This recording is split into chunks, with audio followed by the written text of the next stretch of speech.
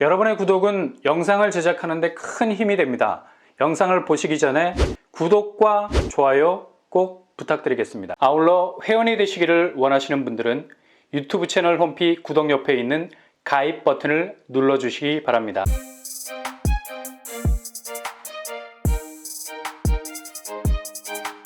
안녕하세요. 뻔뻔한 복덕방입니다. 은행이 요즘 살판이 났죠. 양날의 칼, 금융 리스크와 금융 실적이 혼재되면서 가장 두둑하게 배를 두드리고 있는데요. 이게 어차피 돈을 빌려주는 입장에선 그렇게 빌려준 돈을 회수하지 못할 수 있다는 리스크도 있어요. 그러나 이건 어디까지나 최악의 상황을 전제로 한 것이기 때문에 은행 입장에선 미치도록 자기 쪽으로 자금의 흐름이라는 대수로를 파야 기본적으로 돈이 흐를 수가 있거든. 그래서 지금 특히 제2금융권은 일단 자기들 쪽으로 돈을 쏴줘야 하는 고객들을 많이 확보하는 게 지상 과제니까 당연히 예금 금리를 공격적으로 올려서 특판 예금 5% 이자라는 상품을 찍어내면서 시중에 갈 길을 잃은 자금들을 싹싹 긁어 오기 시작을 했습니다. 은행권의 1년 이상 2년 미만 정기예금, 그리고 제2금융권, 저축은행, 신협, 상호금융, 새마을금고 등등, 일단 상반기에 레고랜드라는 유동성 위기가 터지면서 은행에서 돈줄이 말라버릴 위기에 처하자 어떻게 해서든 자금 수요를 해야 해서 일단 자기들 은행 계좌에 돈을 파킹시켜 놓으면 거의 8%까지 이르는 이자 수익을 보장하는 상품을 내놓기 시작하면서 치열한 자금 유치 경쟁을 벌였습니다.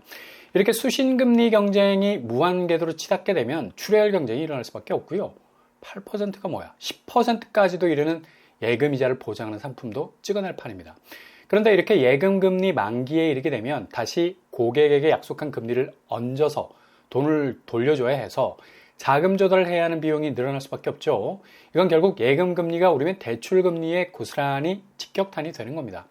예금 금리 수익이 좋을 수는 있지만 이후에 대출 금리 뒤통수를 맞을 수가 있다는 얘기죠. 결국 이런 충격을 견디지 못하는 연체율이라는 펑크가 날 수가 있고요.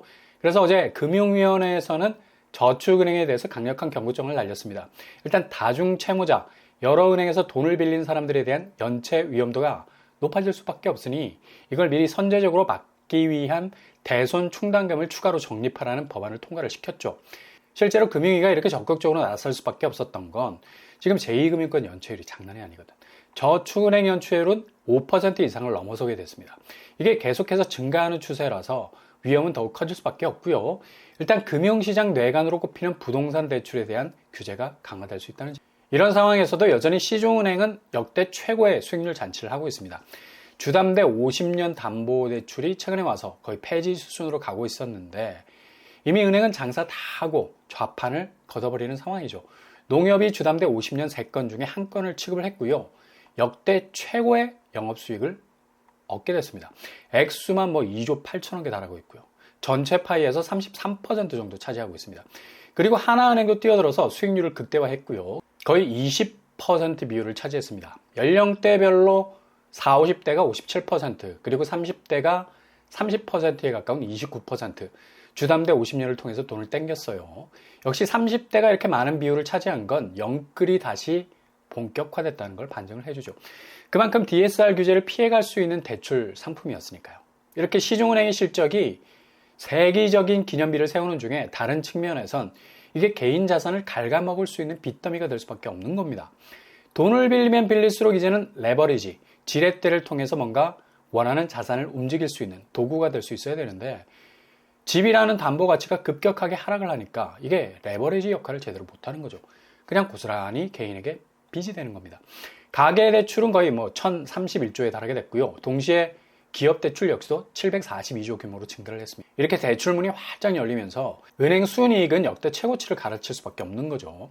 남의 자산을 담보로 빌려주는 거니까 이게 죄다 부메랑처럼 은행으로 돌아와야 하는 자산이니 그대로 빚을 내주는 일은 은행으로선 최대 성과일 수 있는 겁니다. 그래서 지난해 국내은행의 총 순이익은 18조에 달하게 됐고요. 역으로 개인에겐 이게 완전 개인 자산의 손실로 이어지는 빚더미가 될 수밖에 없었다는 얘기죠. 그런데 이런 상황을 자꾸 헷갈리게 하는 집값 전고점 회복에 대한 소식이 들려오죠. 이렇게 무작정 돈을 빌려도 결국 집값이 오를 것이기 때문에 그렇게 빌려왔던 부채 청산을 로또 같은 집값 시세 폭등으로 한 번에 쳐낼 수 있겠다는 착각을 불러일으키기에 충분한데요. 서울 집값이 전고점을 회복하는데 거의 8, 90%까지 올라왔다는 소식을 쏟아내고 있습니다. 그러나 이게 단발적인 어느 포인트에 걸쳐 있는 거래에 지나지 않는다는 얘기죠. 아니 지금 거래량이 거의 떡락을 하고 있는데 이런 전고점 회복이 무슨 의미가 있겠습니까?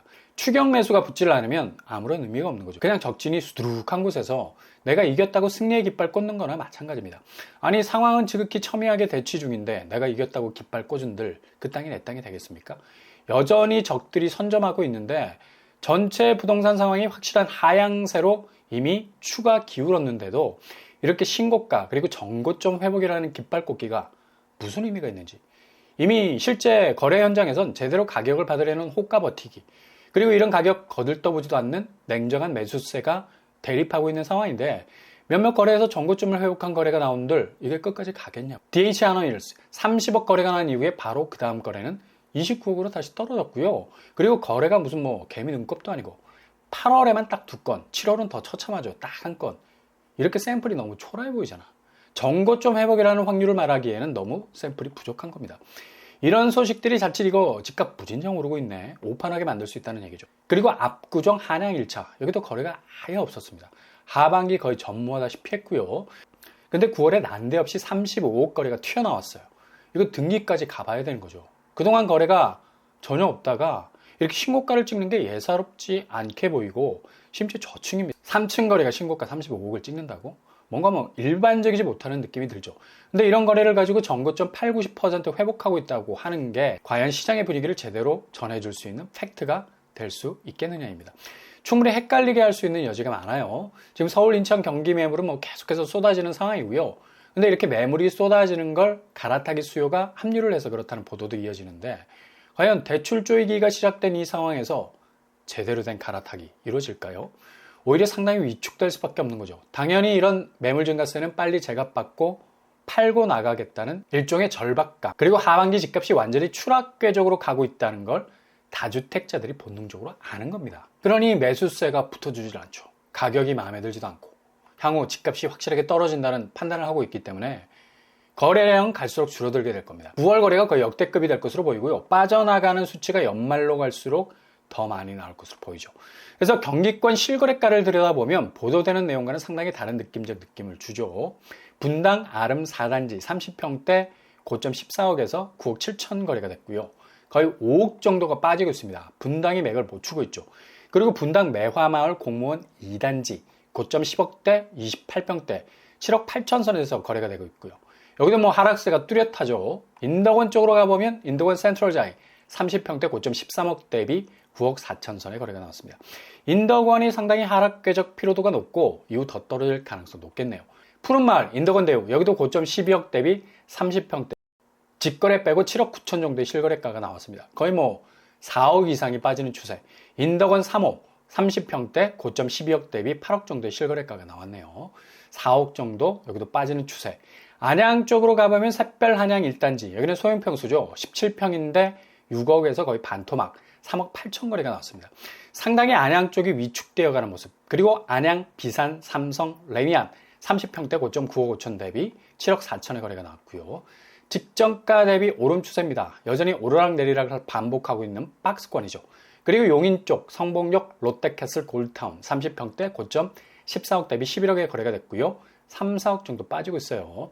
수원 쪽으로 가보면 수원 현대 힐스테이트 30평대 고점 7억 대비 5억으로 떨어져 있는 상태. 5억 박스권. 호매실 앤누체 30평대 고점 8억 7천 대비 5억 6천 선의 실거래 3억 정도 하락입니다. 미사 강변 더샵 센트럴폴에 30평대 고점 12억 대비 9억 7천 선의 거래가 되고 있습니다. 하남 쪽도 거의 추격 매수가 활발하지 못하죠. 지금 거의 거래가 없는 상황이고요. 이렇게 지금 은행만 배를 두드리면서 리스크는 커질 대로 커지고 개인은 집값이 떨어지면서 그냥 벼락거지가 될 판. 빌려온 돈을 오르는 집값으로 쳐내야 되는데 실제 거래 현장은 확실한 하향세로 가고 있는 추세입니다. 절대로 막 움직이시면 안 될 시기인 것만은 분명해 보이고요. 자칫 분위기 따라간다고 오판하시면 안 되겠습니다. 전고점 회복이라는 말 잘 뜯어보면 전혀 그렇지 않다는 분위기를 금방 읽을 수 있는 거죠.